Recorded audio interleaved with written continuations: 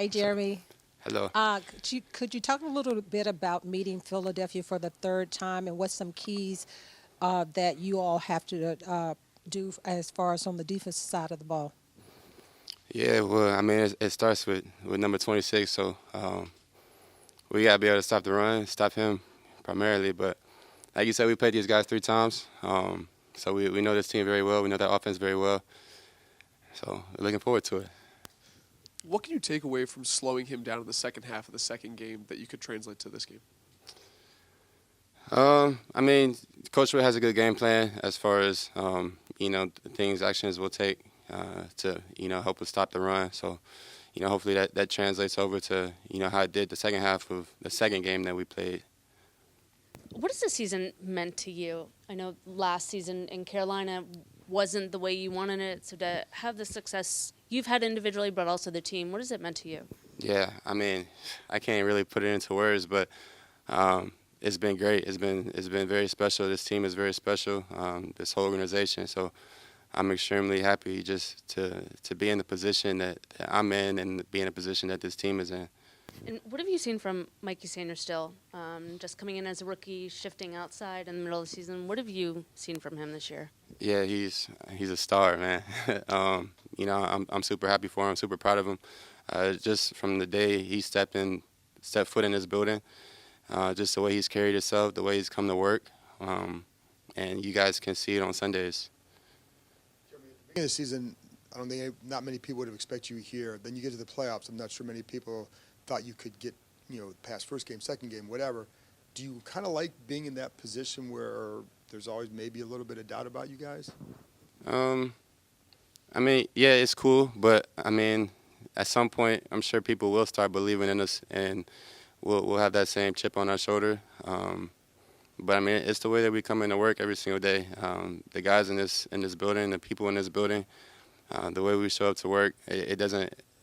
People can say whatever they want outside. We know who we have in here and who we are.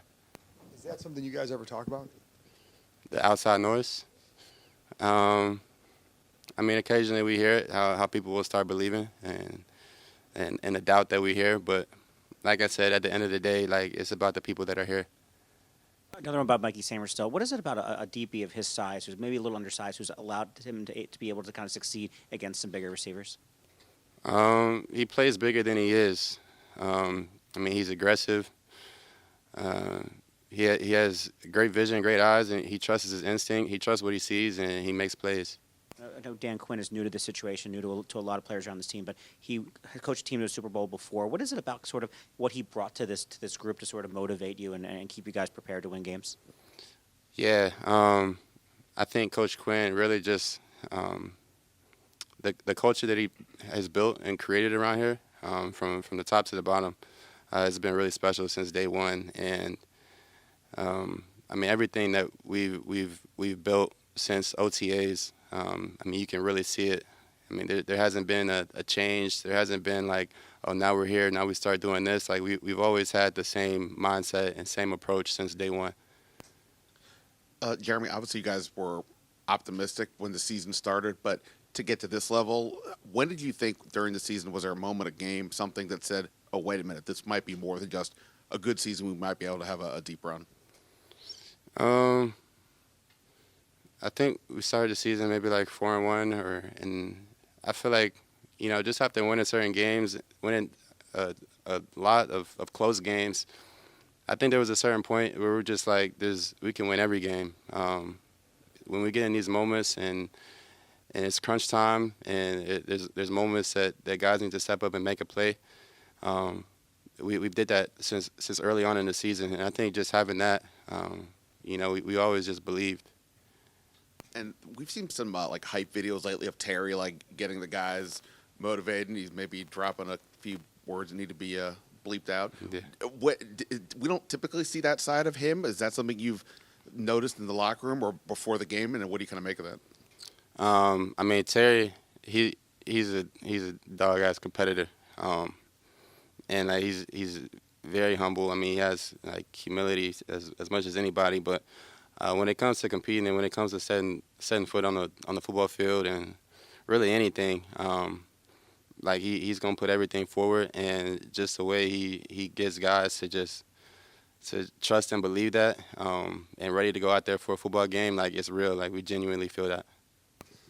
Jeremy, Lattimore got hurt in the second Eagles game, and Mikey was in the slot earlier in the season. Now that Mikey's outside and Marshawn's healthy, what does that potentially allow y'all to do against Smith and Brown Sunday? I mean, we trust those guys matched up, against anybody. Simple as that. Like, I mean, those guys. I mean, you've seen it, Marshawn, his whole career. With Mikey, you've seen it all season. So, as far as matchups, on the outside, like we've got full confidence in them, and it really opens up everything else defensively.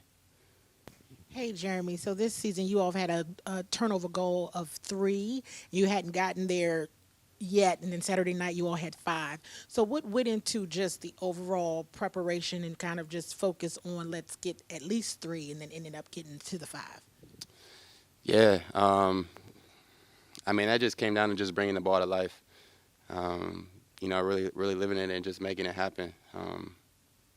There's always opportunities that we feel like, after a game, whatever, where that could have been an op. But, I mean, I think Saturday we really just, really focused in and took advantage of every opportunity that we had.